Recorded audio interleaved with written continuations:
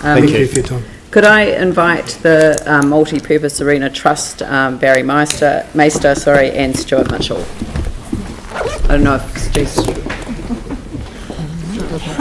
I'm not Stuart, sorry. It's Natalie. You're neither.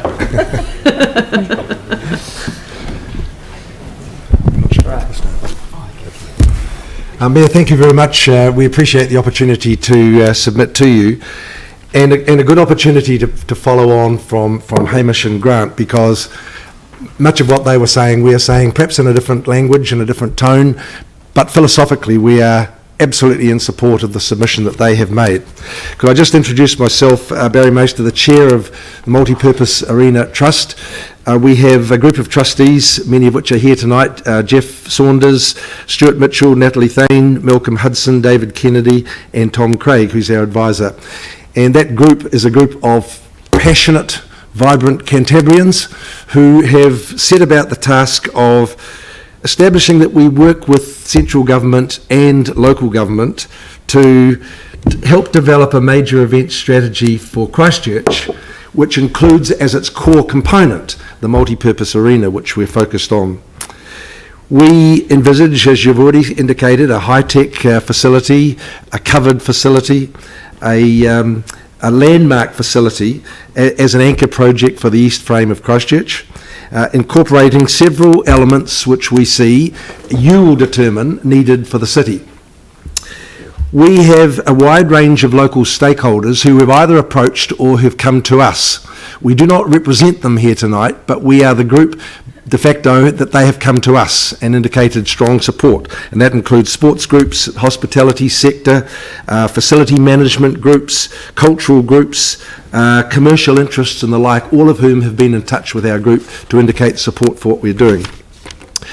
We make this submission tonight with a mixture of anxiety and optimism. Anxiety in the thought that the temporary stadium might outlive its temporary life before we have a multi-purpose arena in place, leaving our city without a major events facility.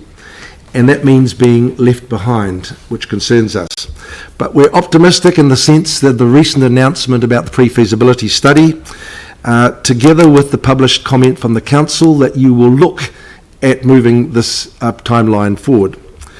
Our trust is already met with the key leaders of the feasibility group, and we have committed our full support, our sharing of what we have, the contacts that we have built up, so that it's a seamless operation. We are right behind the work that they do, and I want to be seen to be supporting it. We appreciate that you as a council have had lots of different needs over the last 6 years, and you've prioritised those, and we respect that and we understand that fully. But we also want you to understand that the time frame to build this facility, as we understand it, would be perhaps 4 to 5 years. From go to completion would be 4 to 5 years, and that takes us out to 2021 at the earliest before we could even have this multi-purpose facility. And that is very likely that by that stage the temporary facility will have outlived its temporary life. And so there is a potential for that period of time when we don't have a facility. And while there's a cost of building, there's also a cost of not having a facility for Christchurch. You will have read, as I have, about the Ed Sheeran concert in Dunedin in the last week, attracting 70 to 80,000 people over a 2-night gig. We want to ensure that Christchurch is the major event capital of the South Island, if not New Zealand. We are fortunate, we believe, that we have a inspired piece of land purchased by the government in the East Frame, which sits logically, waiting for development to occur. I, in my work with major events groups in New Zealand, Major Events New Zealand, so I can look around the country and I can see cities that are investing significantly in their major event strategies. And we surely, as Christchurch and as Canterbury, as a region, want to ensure that we are part of that major event strategy, which is growing momentum as people are seeing increasingly the value of major events for their cities. And we are keen to contribute to that. We would like to show you a brief video. This video was put together prior to the feasibility study being commissioned, and it was very much put forward as a concept, as a thought provoker, as a catalyst generator for ideas. The things that you will see in this video are neither costed nor researched. We didn't intend to do that. It is not our role. But we wanted to start a conversation with Christchurch people, which you may be able to use in your discussion process, to say, hey, these things are possible. They may not be the priorities for the city, and therefore they may be abandoned. But there are things in here that we think will stimulate discussion as a catalyst for what we're about. And we'd like to now show the video to you. And Natalie will talk through the video and outline some of the features of it as we go through. Thank you. Lovely, thank you.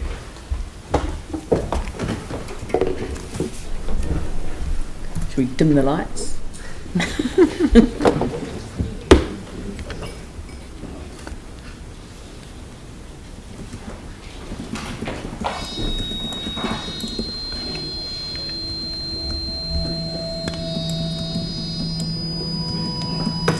Christchurch is in the unique and exciting position of delivering a truly urban community multi-purpose hub, a people place.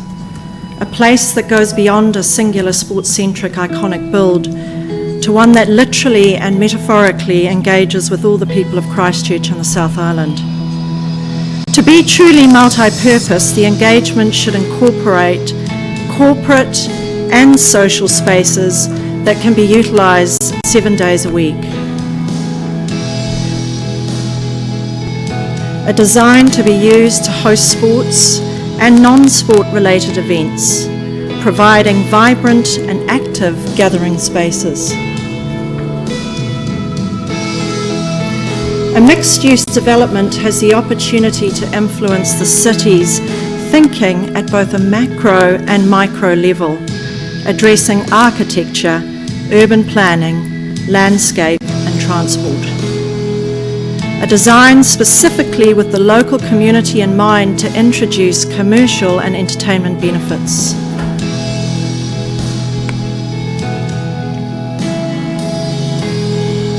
A world-class venue will help improve the competitive position of Canterbury and the Northern South Island when attracting major events to the city, both sporting and non-sporting. A carnival atmosphere before and after live events. Whistles loud.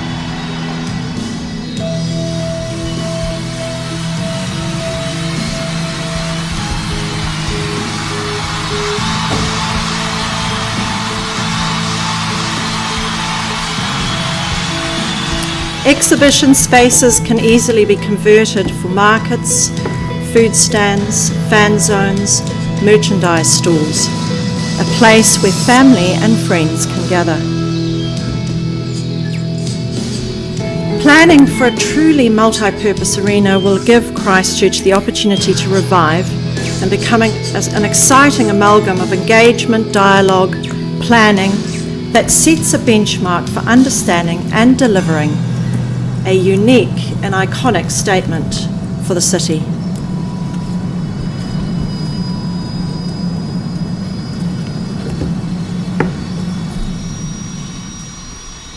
Thank you. Could I say that the video was produced through our own fundraising, not through any other sponsorship, and we understand that it's well known that stadia per se in themselves don't generate income.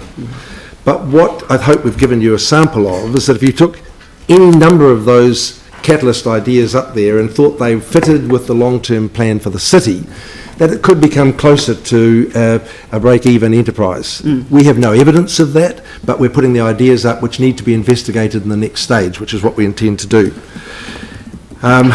So in conclusion, we want to ask you three things, or ask for a council thing, three things. First of all, we would like a philosophical and a funding commitment to a multi-purpose arena for Christchurch. The second one we would like is an appreciation that this facility needs to be started as soon as possible because of the timeline that's referred to and the cost to the city of not having a major events facility for a period of time if we don't start immediately. And the third one is an understanding that our trust will continue to work as a group of passionate, enthusiastic Cantabrians to promote ideas, to share what we have, to work with those who are making the decisions, and to represent people that come to us and to put those ideas into the mix so that we can ensure that Christchurch remains the event capital for the South Island at least, if not New Zealand. Thanks very much. Thank you. I will ask Glenn, but I just want to highlight one thing in your submission, paragraph 12. In the original cost-sharing agreement, the council committed to half the cost of the new stadium, $253 million. Central government have committed the same. That isn't accurate.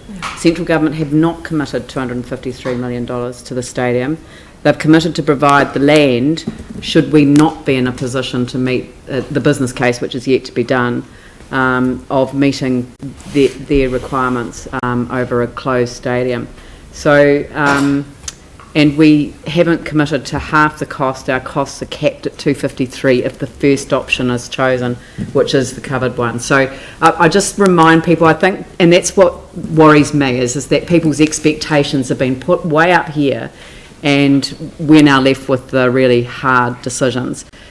We can only bring it forward on our LTP after a special consultative procedure, which is the long-term plan process. And that's the purpose of the work that the Stadium Trust are doing in terms of the pre-feasibility, which is to look at those options. How can we make this pay for itself so that we can achieve the objective without going across that line, or even getting underneath that line would be my personal preference. Glenn. Thank you, Barry. Just to be bad cop for a minute, I note, so the big day arrives, a Lions tour, as rare as hen's teeth. The Crusaders have a covered stadium.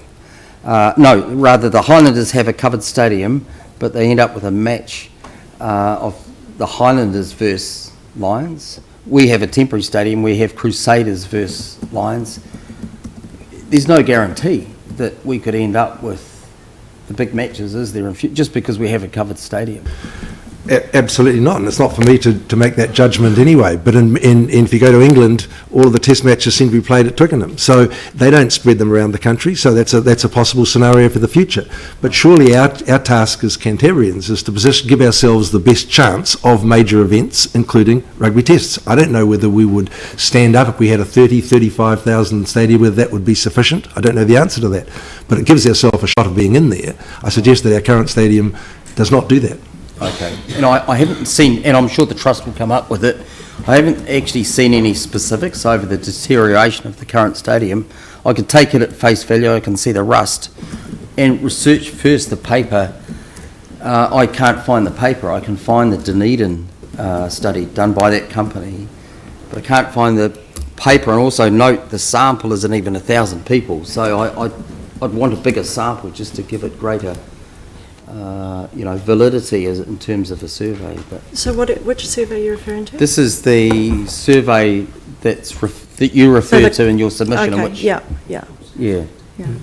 So So, I mean, obviously, since that survey was instigated and the establishment of our trust, which has only formally taken place at the beginning of this year, we've built up quite a wide number of stakeholders and will continue to grow that. Right. And that will certainly be a vehicle, I think, going forward that will be useful for the council. Okay. Point taken. Thank you. Yep. Anything else? All good? David?